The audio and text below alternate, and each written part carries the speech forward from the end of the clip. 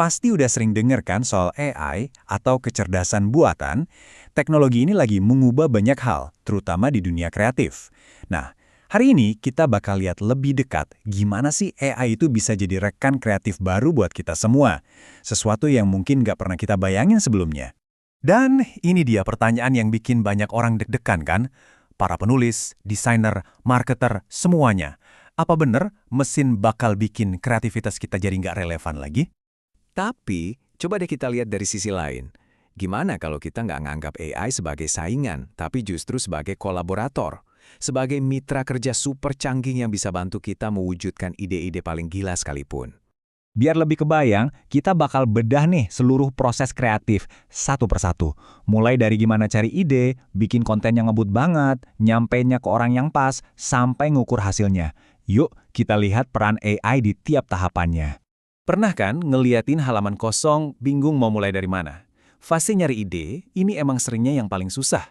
Tapi, gimana kalau AI bisa jadi pemantik api buat kita keluar dari kebuntuan kreatif? Coba bayangin deh, AI itu kayak mesin ide yang nggak ada matinya. Kamu butuh konsep iklan? Atau tema besar buat kampanye? Atau mungkin puluhan pilihan slogan sekaligus? Tinggal kasih perintah, dan halaman kosong yang tadinya nakutin itu langsung penuh sama berbagai kemungkinan. Dan ini kita nggak ngomongin 1-2 ide loh. AI itu bisa ngeluarin puluhan headline cuma dalam hitungan detik. Proses brainstorming yang biasanya butuh rapat berjam-jam, sekarang bisa selesai sebelum kopi pagi kamu dingin. Canggih banget kan? Oke, idenya udah dapet.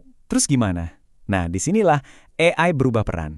Dari yang tadinya teman diskusi, sekarang jadi semacam bengkel kerja super canggih yang benar-benar merevolusi cara kita bikin konten. Wah, jangkauannya luas banget.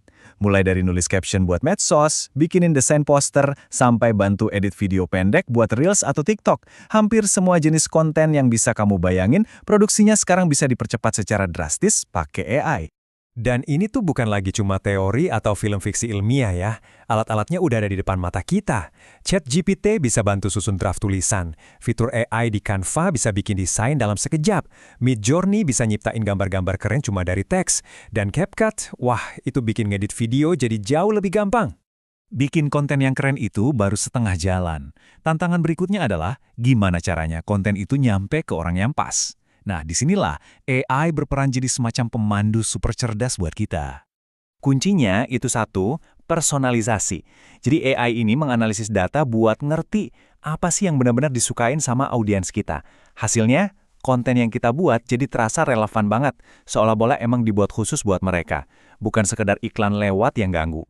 Pasti pernah ngalamin kan? Baru aja browsing soal sepatu lari, tiba-tiba iklannya muncul di mana-mana. Itu bukan sihir loh, itu ya AI yang lagi kerja, dia ngebaca jejak digital kita buat nyajiin konten yang paling mungkin kita suka. Tugas kita sebagai kreator itu nggak selesai pas kita klik tombol publish. Justru disinilah siklus cerdasnya dimulai. AI bisa bantu kita belajar dari apa yang berhasil dan apa yang gagal, supaya konten kita berikutnya bisa jauh-jauh lebih baik lagi. Prosesnya tuh rapi banget. Jadi gini, pertama, AI akan ngevaluasi semua data performa. Terus, dia otomatis ngejalanin yang namanya A/B testing. Jadi dia nguji beberapa versi iklan sekaligus. Dan akhirnya, dia ngasih rekomendasi konkret buat kita. Tujuannya cuma satu, biar hasilnya makin maksimal. Bedanya tuh kayak langit dan bumi deh. Dulu, A/B testing itu prosesnya manual, lambat, mahal, dan kayak nebak-nebak dalam gelap. Sekarang, dengan AI, semuanya otomatis, secepat kilat, dan ngasih kita masukan tajam yang benar-benar berdasarkan data. Oke, dari semua yang udah kita bahas tadi, sekarang kita coba sambungin lagi semuanya. Kita balik lagi ke ide awal, masa depan dunia kreatif itu bukan manusia lawan mesin, tapi manusia bareng mesin. Jadi, kalau kita ringkas, peran AI itu intinya ada 3. Pertama, sebagai asisten kreatif yang bantu kita cari ide. Kedua, sebagai alat produksi super cepat buat wujudin ide itu. Dan ketiga, sebagai analis data yang cerdas buat nyempurnain hasilnya. Nah, disinilah kerennya kolaborasi ini.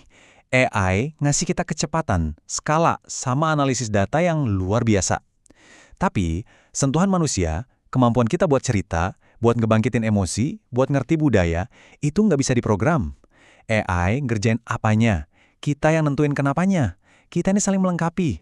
Jadi, pertanyaannya sekarang udah bukan lagi apakah AI bakal gantiin saya, tapi lebih ke Gimana ya caranya saya bisa pakai semua alat ini buat bikin karya yang lebih gokil lagi?